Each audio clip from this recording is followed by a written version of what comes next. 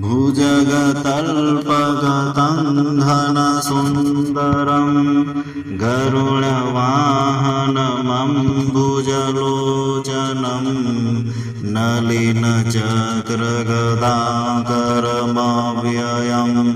भजत रे मनुजाः कमलापतिम् अलिकुलासितकोमलकुन्तलं विमलपीतदुकूलमनोहरं जलधिजाङ्कितवामकलेवरं भजत रे मनुजाः कमलापतिम् किमु जपैश्च तपोभिरुताध्वरैरपि किमुत्तमतीर्थनिषेवणैः किमुत शास्त्रकदम्बविलोकनैर्भजत रे मनुजाः कमलापतिम् मनुजदेहमिमं भुवि दुर्लभं समधिगम्य सुरैरपि वाञ्छितं विषयलं पटतामपहाय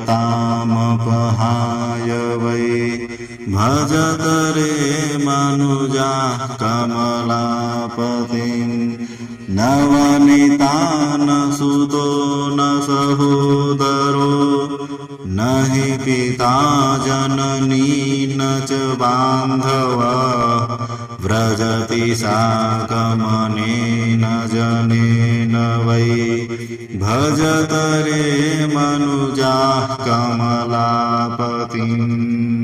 सकलमेव चलं च सराचरं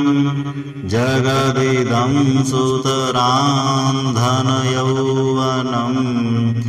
समवलोक्य विवेकदृशादृतं भजत रे मनुजाः कमलापतिम् विविधरोगयुतं क्षणभङ्गुरं परवशन्नवमार्गमलाकुलं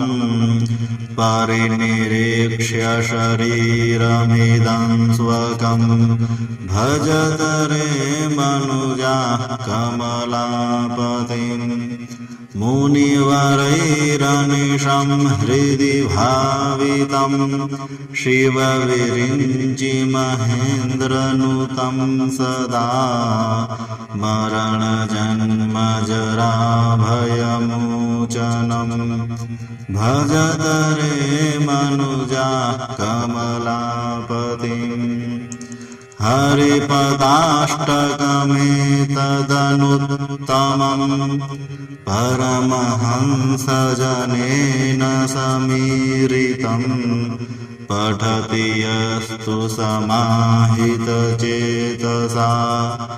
व्रजति विष्णुपदं सनरो ध्रुवं